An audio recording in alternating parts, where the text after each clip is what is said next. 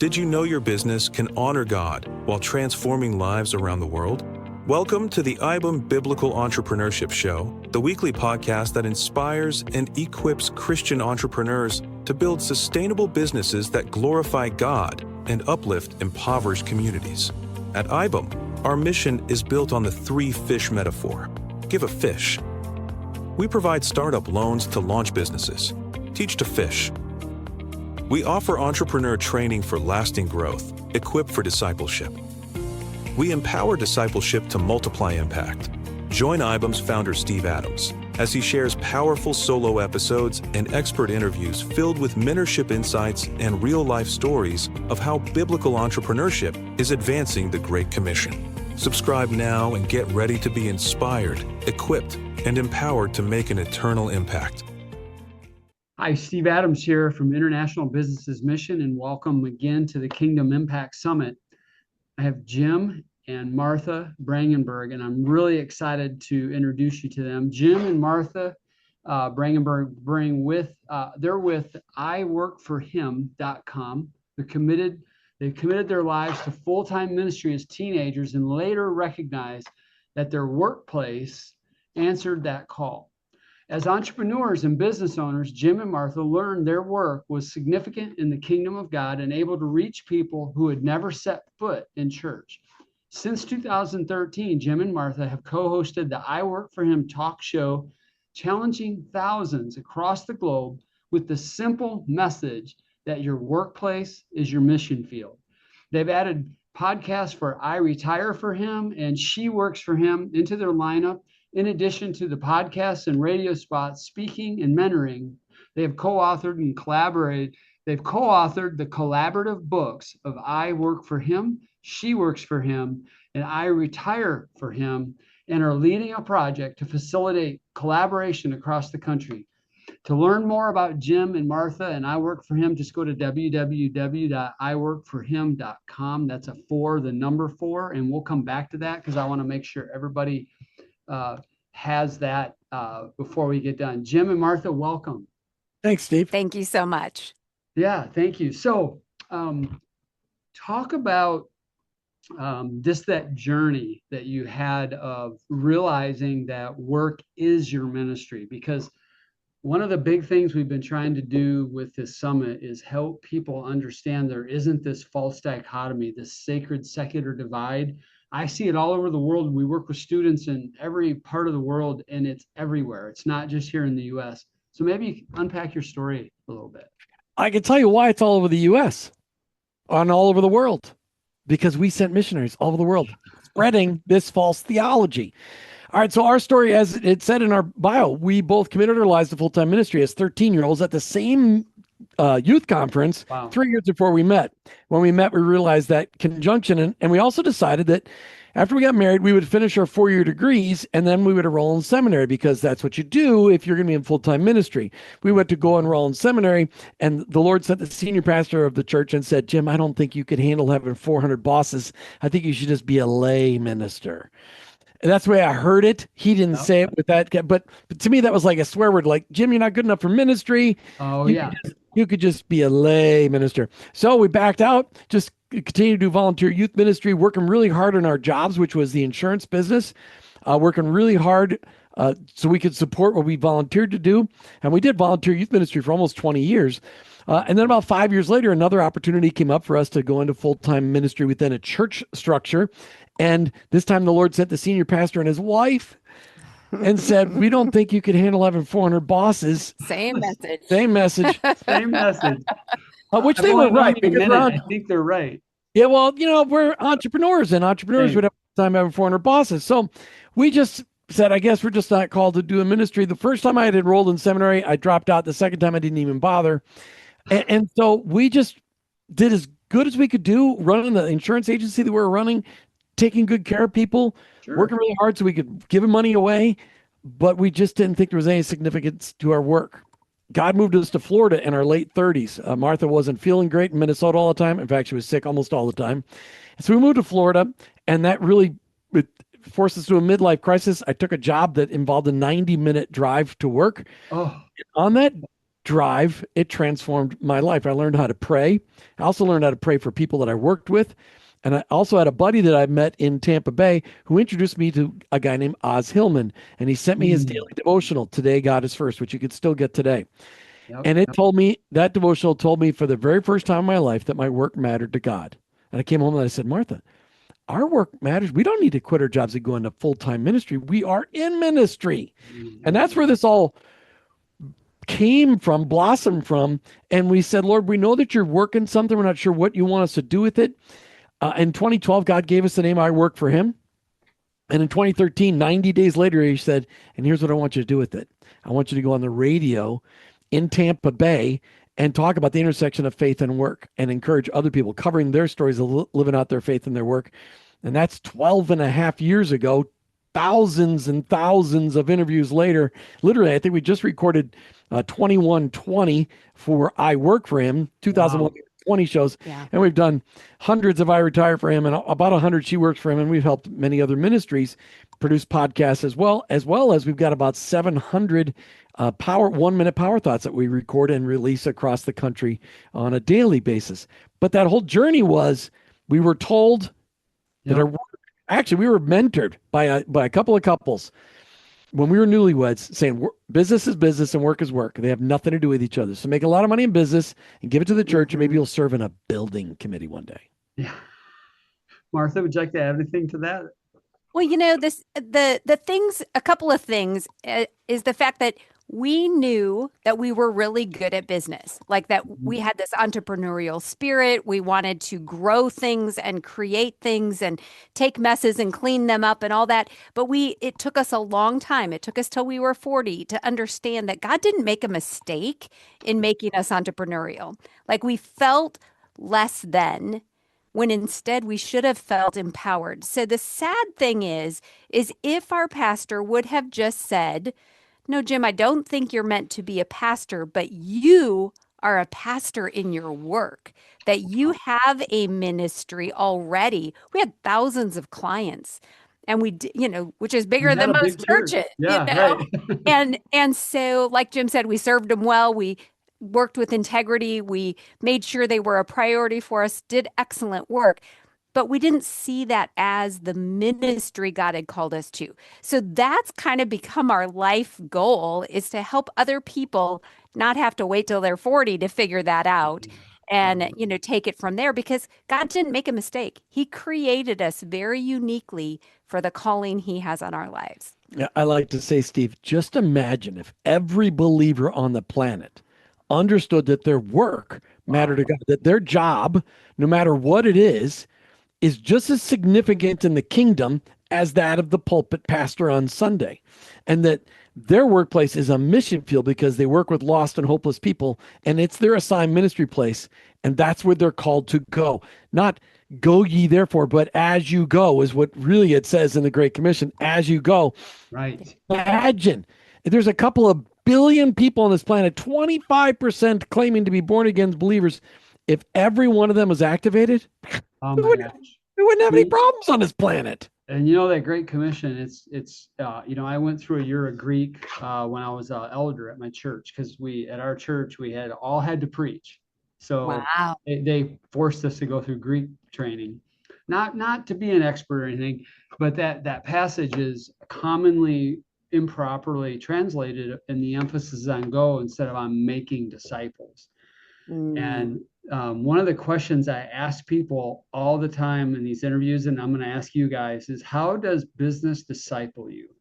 And I'll tell you, to give you a minute to think about that, I was meeting with a businessman in Seattle. It was a donor meeting, and he hit me with that about 8 years ago, and I've never forgot that. He's like, business disciples me every day. And he was just talking about the challenges of business and how it brings out things in him, and he sees it, and he needs the Lord to help him overcome that. So maybe you comment on that concept. Well, the first thing it made me think of is, much like what used to be the reason we went to college was to form us into good working Yeah. employees or entrepreneurs. Yep. It wasn't the fact that we necessarily had to learn all of these things, but the disciplines that we learned Right. Prepared made us you. into the Yeah. people that we were. The group projects we had to work on, Yeah. the timelines, the deadlines, Mhm. having to push yourself to get something accomplished. All Yep. of that helped us to see what our limits were and how much we could accomplish. People don't think of it that way very often. They think about, oh, I had to learn marketing 101. Well, no, Yeah. you had to, yes, you did, but it was so much more than that. So I think if you relate it that way and you say these experiences do disciple us because they teach us the things that come out of us. When you're under pressure, how do you respond? Are you Yeah. pretty or are you ugly? Right. You know, Yeah. The are real heart comes out. Right. Yes. When you have somebody push back against you, do you rebel against that or do you receive it and say, okay, this is something I need to learn from? So I love the idea that business disciples you because it really does. When you are under pressure, does Jesus come out or does your flesh come out? Yeah. And our flesh is not very pretty. It's not. And Jesus No. gives us a way better example to live by. And, I always tell people, you think of America's Funniest Home Videos when somebody dumps the bucket on somebody's head and how they respond. Do they laugh or do they lash out and freak Yeah. out? Right. Yeah. And that's really the way I perceive my life and how do I respond in that unexpected moment is Mm. really the truth about my character. Yeah. Jim. I've been reading John Mark Comer's book, Practicing the Way. And in Love there the he book. says, Love it. in there he says, something's shaping you. What is it? Mm. And, there are a lot of business people out there who know Jesus, who business isn't discipling them. Right. Business, Wall Street's discipling them. It has nothing to do with Jesus because they don't realize that God expects us to do business differently. Mhm. That capitalism in its purest form really can be great, but in the Wall Street form, it really is just all about money. And Jesus summarized the Old Testament in 2 sentences. Love the Lord your God with all your heart, mind, and soul and strength, and love your neighbor as yourself. When you're in business, that should be your goal. It should be a blessing to you and your family. It should be a blessing to your employees. It should be a blessing and their families, a blessing to the vendors, a blessing to the customers, and ultimately a blessing to the community that you operate within. Right. Yep. And if that kind of discipleship, when you start to serve, that disciples you. But just making money and buying stuff and, treating people like numbers or cattle, that doesn't disciple you. It destroys you. It does. Another, something you were talking about earlier too, we have a lot of people, believers carry this instrumental value of work mindset. And I get this language from Jordan Rayner, who I'm sure you probably heard of. He writes a lot about this. And the idea is it's an instrument, meaning I go to work, I make money, I give to the church, I give to missionaries. Now that there's nothing wrong with that, but that's like the primary way so many people look at their work. And when you look in Genesis 1:26 through 28, that little passage talks about how we're to partner with God, taking the world somewhere and create culture and society and promote human flourishing and improve people's lives somehow through what you do in business. And everybody, I mean, as long as it's in a valid profession, not like sex worker or something, but everybody's job can be that. And that's the intrinsic value of work and how God ordained that. And that predated the fall. Okay. And so when people think about their work as intrinsically valuable to God and that they're partnering with Him and taking the world somewhere, that can change how they view their work. And I actually argue that people that have that view of work actually have a Great Commission focus because they have a solid theological understanding of their first commission, which is It's that cultural mandate that's laid down there if you want to put a theological word on it. But most people think, and I was one of those people, me too, that they think that work was a result of sin. right? Therefore, TGIF, not TGIM. But when we realize that God gives work as a blessing, when we realize that God gives work for flourishing of our soul, that changes your total perspective. That we should be leaving Sunday service and celebrating tomorrow's Monday. I get to get on mission tomorrow. Right. Not that you weren't when you went home in your neighborhood, you're on mission there too. Plus your number one ministry is to your spouse and number two to your children if you've got them, Yep. and then Family. everything else. Yep. But that understanding, and when you look at it, Steve, honestly, we've taken that cultural mandate. We've done a pretty good job because he said, cultivate the earth, whatever that means. I'm real rough on Hebrew and Aramaic. Yeah, Okay? me too. I don't actually know any of those words. But when you look at everything in this, everything in my iPhone came from under the earth. Everything on our desks that we're using for tools right now to have this conversation came from under the earth. Everything. So it's just super important that we recognize we've done a pretty good job. And there's a lot of flourishing going on around the world. There's still a lot of messed up people. But right now our focus is on believers, getting them activated, helping them understand that God loves your work. Right. Well, when we're overseas, it's so fun to watch. We work primarily with Muslim background believers around the world. Now, we're in Africa, and we've got a strong ministry there as well. But they come, a lot of them have come out of communist, like ex-Soviet type environments. And when they realize that, because we teach that their business is a calling, that it's intentional, that it's supposed to be excellent, because all of those things, like the gospel message can flow out of excellence in business. Mm-hmm. Okay. And I'll give you an example. I was back to my store in Florida, and we have a new second in command, like a sous chef, they call it. And her name is Ninai. And I found out that she had become a new believer. And we started talking, and I kept hearing all of this works stuff. And she's Filipino. And I asked her, did you grow up Catholic? And not that this isn't a thing against Catholicism, but she did. And I was able to have this big theological conversation around grace. And she just started to tear up and realize like she was enough. And all that was a simple opportunity and a visit to my store. And that's what you're talking about. It doesn't have to be like this 4-point plan of evangelism every day. Well, and when you said the word instrument and how people kind of use that in a negative way, like this is my tool in order to make money to give to my church or to support missionaries. Mm-hmm.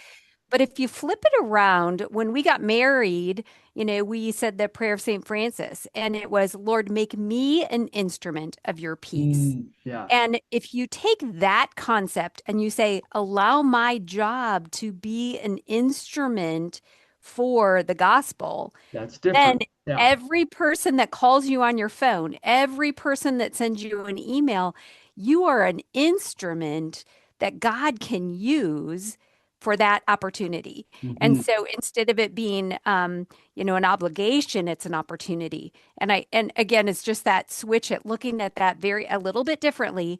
And somebody once said, you may not think that you earn as much as you should in your position, but you are a fully funded missionary in your work. Wow. You're being paid for what you do in your work. And you get to be that missionary while you're on task. Wow, love that. So you've been married 38 years, right? It's actually 39 now. We got to update that bio. We do. Yeah. We do. Yeah. Yes. Well, my wife and I are 1 year behind you, so we're the same ilk. So being in business all those years, running an agency, that's a challenge. Staying married in this culture. How many kids do you guys have? Do you have kids or? I have 3 kids. 3 kids going on 9 grandkids. Wow. How old are your kids? Well, so that's a fun story. We adopted a 16-year-old when we were only 10 years older than her. So we have a wide variety of kids, but they're all grown and married and children. Yes, grown up in the businesses. That's neat. And so that, I guess my question is, how was your walk with the Lord, your apprenticeship, to use John Mark Comer's words, instrumental in a positive sense in building that family? And here you are now, 38 years. You probably knew each other for a year or two before, so literally 40 years you've been together. Talk about that a little bit, because that is a remarkable ministry right there.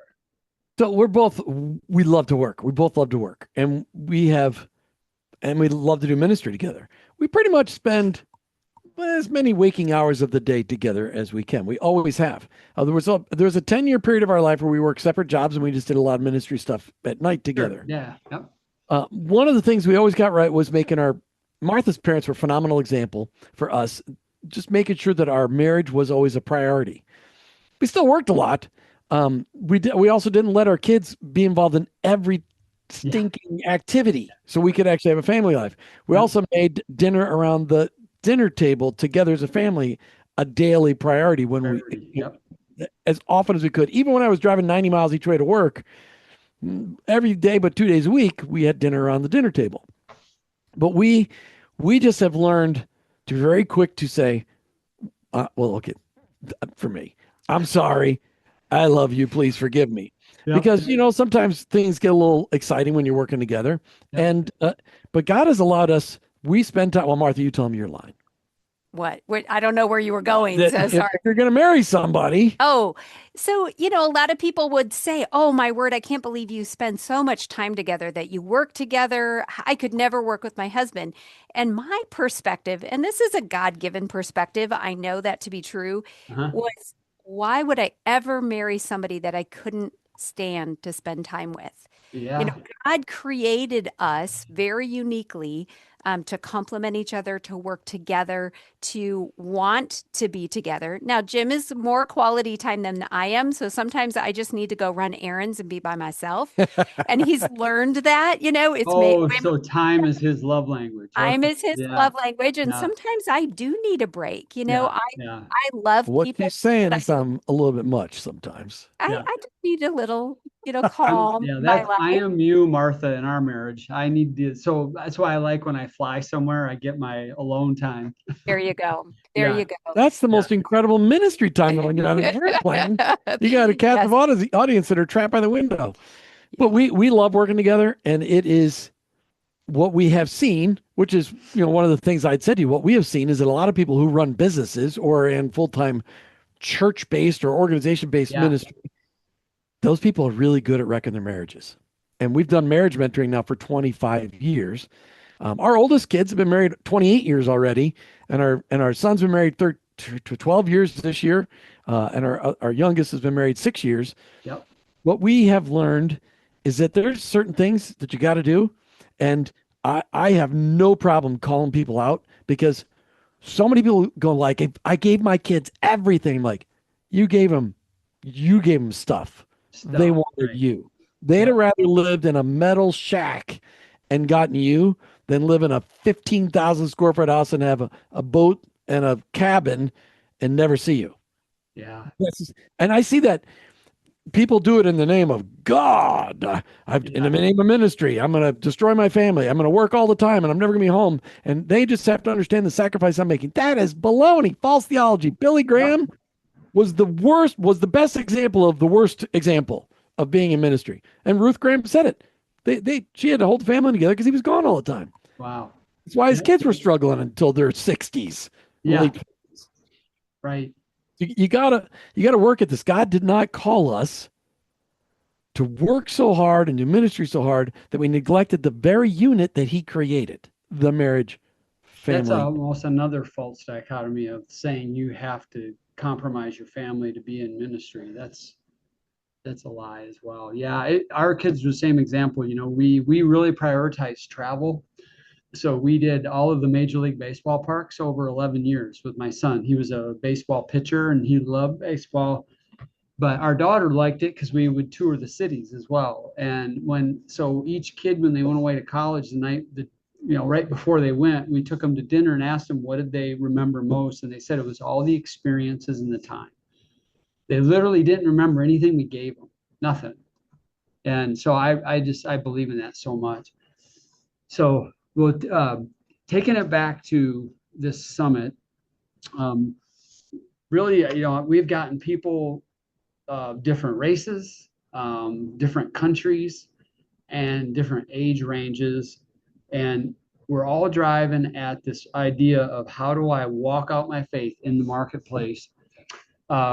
You guys are unique in that you are a couple. You've been married a long time.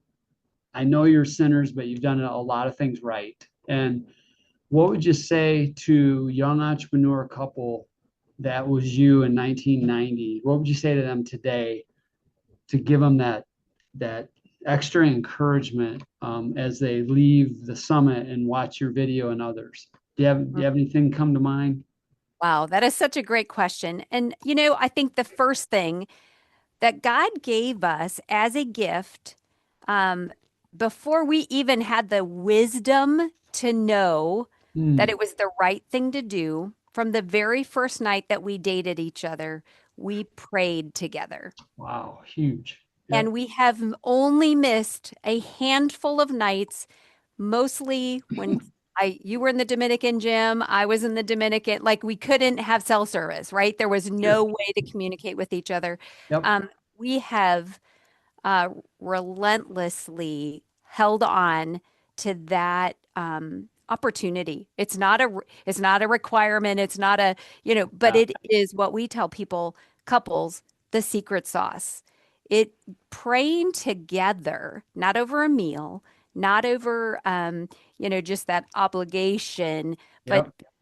pausing and bringing our things before the Lord together has been and is, and I challenge everyone listening, if you've never done it before and you've been married 50 years or 50 days, now is the time to Time. start and hold each other accountable to that. Be gracious and just say, I would really like us to pray together. Yeah. This would mean a lot to me, not guilting anybody into it. But there is something about going to the throne together that is undeniably bonding. Hmm.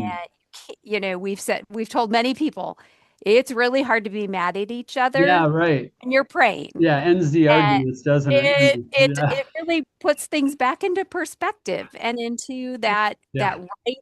right priority.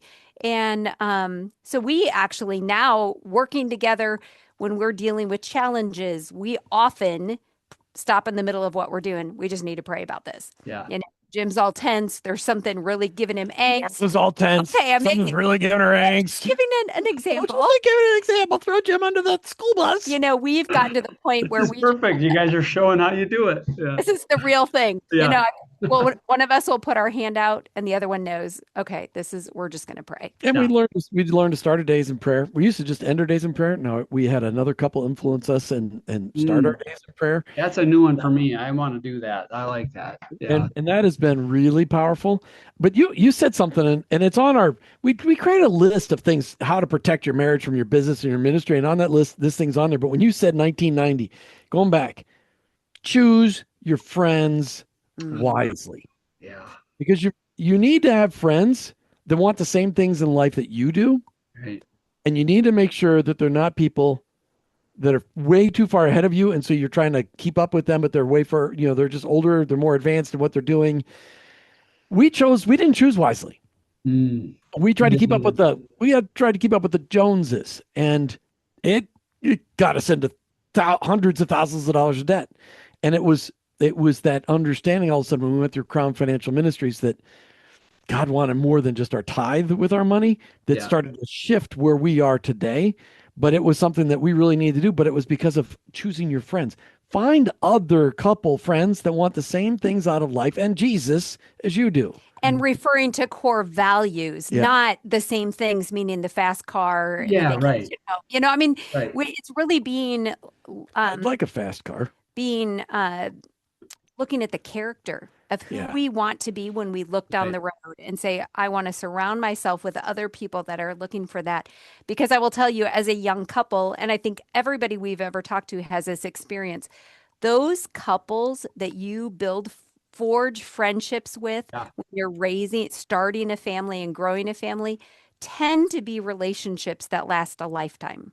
You may not live by each other anymore. You may not see each other, but maybe every 10 years, or, I mean, hey, I'm coming through town on vacation and we want to hook up, and you feel like you've never had a gap of time. So what do you want those people to be in your life, and really search for that and find it. That is a critical part of starting a young marriage and a young relationship and Yeah. your family.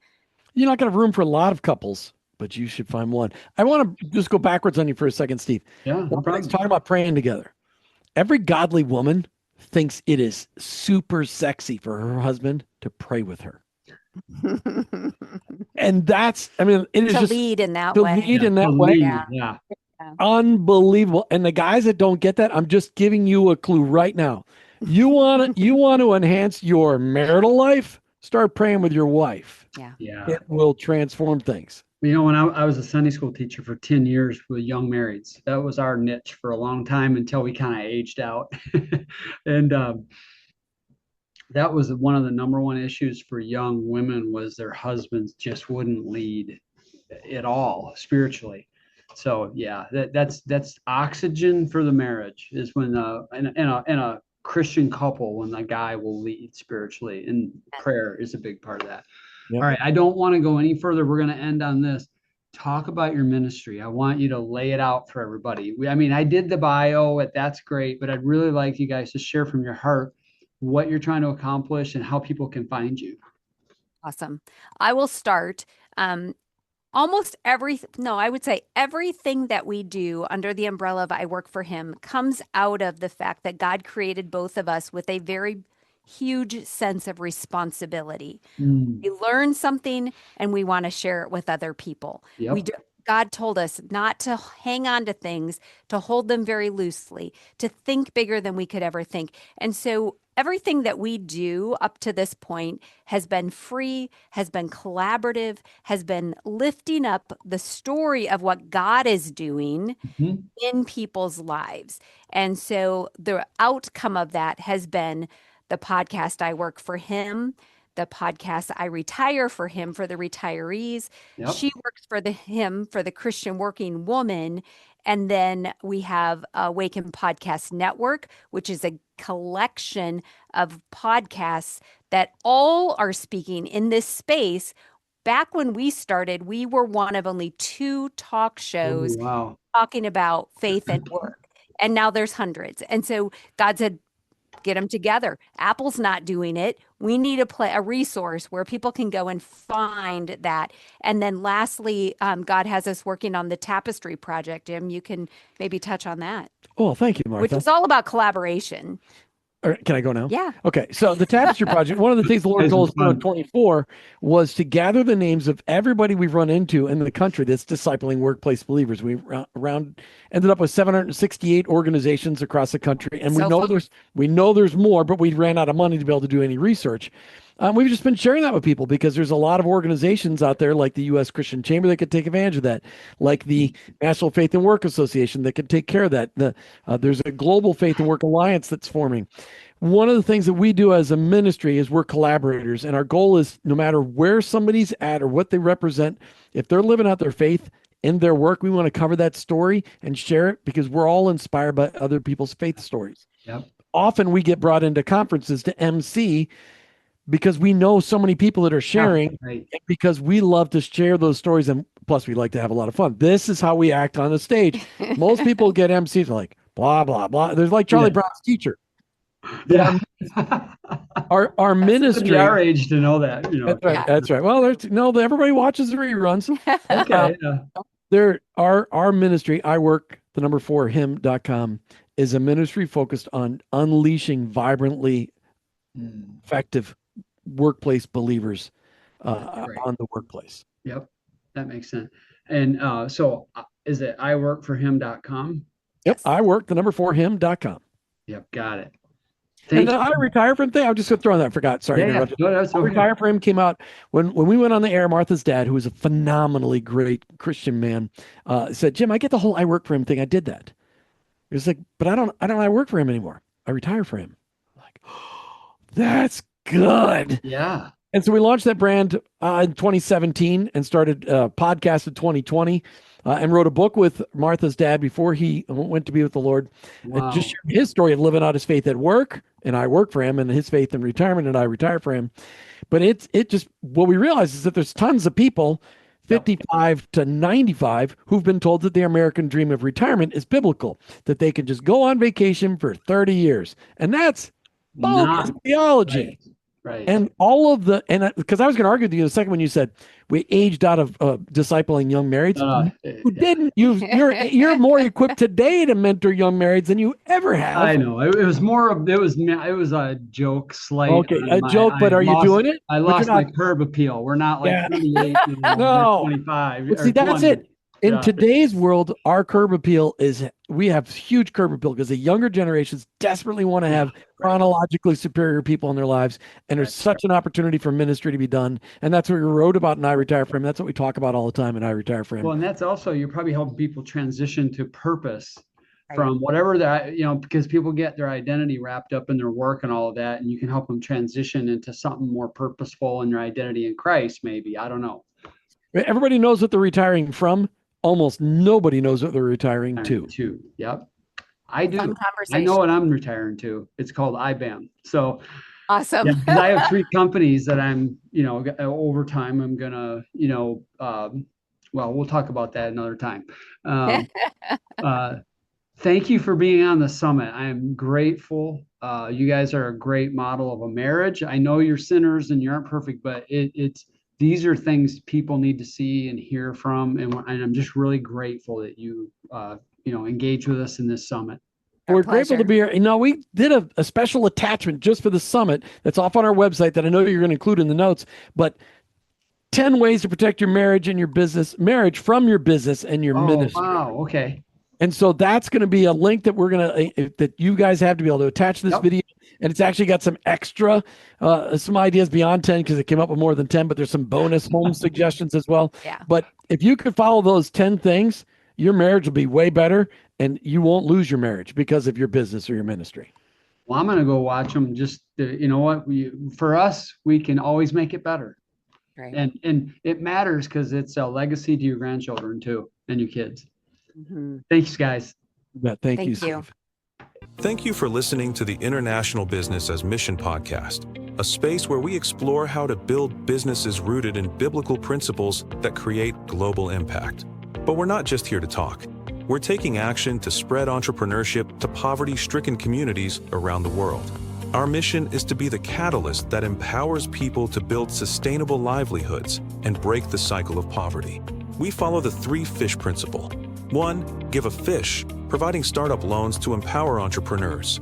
2, teach to fish, offering entrepreneurial training for sustainable business practices. And 3, equip for disciple making, building a community that supports spiritual growth alongside business success.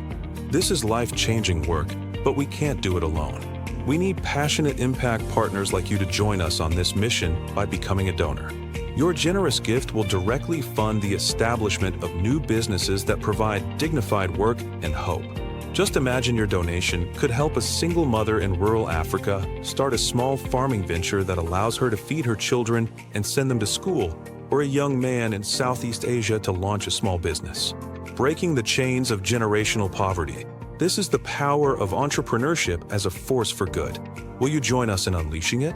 Go to ibam.org now to start impacting lives through the transformative power of business as mission. Together we can create a world of flourishing.